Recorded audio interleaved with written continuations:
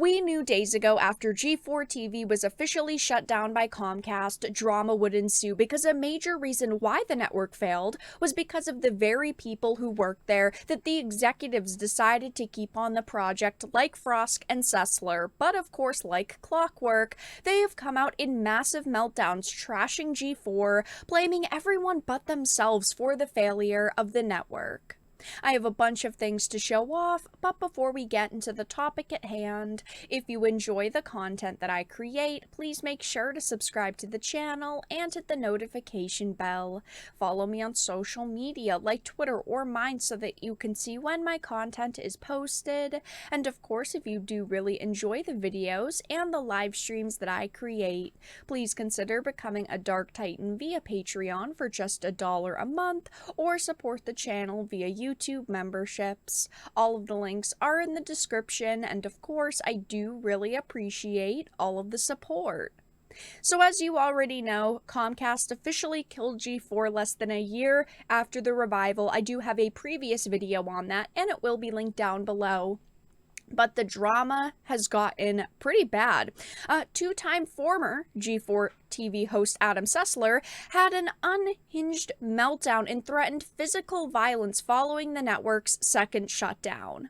In a completely adult response to reaping the negative effects of the own poisonous rhetoric he sowed, the two-time former G4 host Adam Sessler has responded to the network's shutdown by lashing out against critics and leveling childish insults against anyone who offers pushback. Now, Adam Sessler is a pretty toxic individual. He loves to go on social media, attack people for their own opinions, their own leanings, and basically says, my opinions are way better than yours. My opinions are the correct ones. Adam Sessler is someone who is very full of himself. I have talked about him several times on the channel throughout the past few months filled with G4 drama. But he's decided to just make everything worse for himself. It says, shut down less than a year after its revival, G4 was laid to rest for a second time on October 16th. Over the past several months, we worked hard to generate that interest in G4, but viewership is low and the network has not achieved sustainable financial results, explained the CEO of the telecom giant Spectre arm, David Scott, of the decision. This is certainly not what we hoped for, and as a result, we have made the very difficult decision to discontinue G4's operations effective immediately. And like I talk about in my video on the shutdown, there were a few major reasons, and Adam Sessler and Froskurinn were two major ones. They loved to create drama and create division within the community that G4 had. Of course, Sessler was on the political side. You know, if you're a Republican, you're a disgusting human being, you should drink piss. He even said that he wished awful things would happen to his Republican family members. And then you had Frosk, who was going on about sexism in gaming and basically said, you know, if you don't like it, don't watch it. If you don't like my brave and stunning rants, feel free to not watch the programming. And thousands and thousands of people decided not to support G4 anymore. They lost thousands of subscribers on YouTube, followers on Twitch, followers on social media like Twitter. I mean, they really helped bury this company.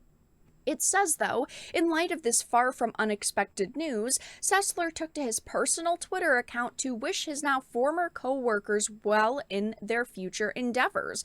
Want to send my best wishes to some of the best and most talented people I've ever worked with. Please hit me up if there's some way that I can help. You're all too awesome to not find your way. Big love, which is a pretty positive thing to say. It's better than what Frosk did weeks ago when people were getting laid off and she said, I survived, even though only a couple of days later they bought out her contract. A little bit too late. But however, rather than leaving on that positive note and saving at least some face, he apparently, unable to help himself, concluded his encouraging goodbye by poking the bear that is G4's critics.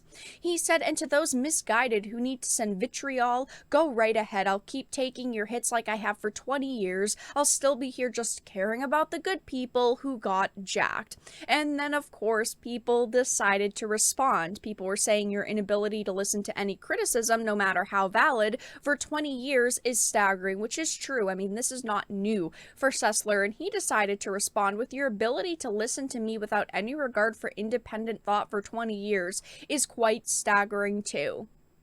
People saying things got woke and went broke, and Sessler's response was, do you fuckwits have one writer who only knows one rhyme? Also, like a real adult, unlike your mom, I have multiple incomes. Go fuck a sheep again, you desperate NZ.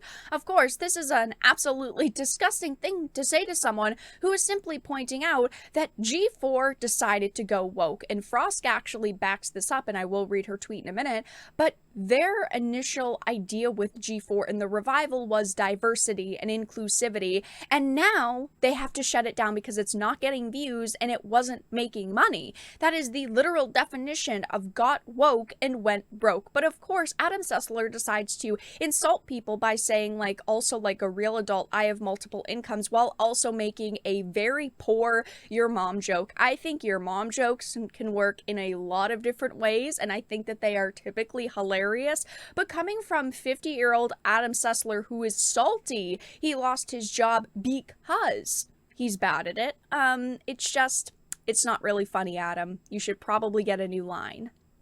And of course, Sessler isn't the only person having a meltdown after G4 shutdown, because Frosk also decided to make this tweet thread. She said, my sexism in gaming segment was approved by all executive showrunners in X-Play. When I was originally hired and cast, G4 made the internal statement that diversity and inclusion was what it was built on to fix the past. I was fully supported initially until doxing and threats, and if this is true, that it was greenlit, it's even worse than we initially thought, but maybe she's just saying this because, again, she's mad that she doesn't have a place of employment anymore and wants to save her career in any way possible.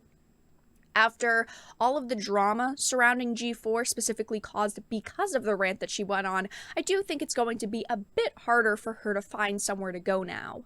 It says, then I asked for support multiple times and was ignored or directly lied to about support coming. No guidelines, no plans, no help. Then management changed and it became openly hostile. And now this is the last thing I'll ever say about G4. People who I worked with were lovely. I gave them everything. Producer, writer, hosted more, would do it again. Love you all.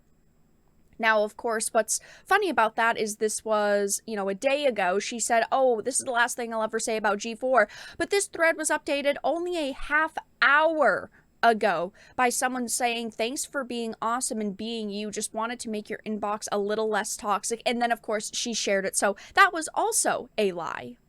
Ultimately, I just don't think that there's going to be a way for these people to really save their image. I do think that Frosk will be picked up by some kind of esports gaming company because, of course, she did previously do esports commentary, but Frosk had made rants like this before. I talked about it at the beginning of the year, but only a year before she had went on a rant about how the esports industry is blindingly white and as white as far as the eye can see. So this is not like a new thing for Frosk, but also Sessler has gotten very extreme over the past few months, and I just don't know where these people are going to go at this point.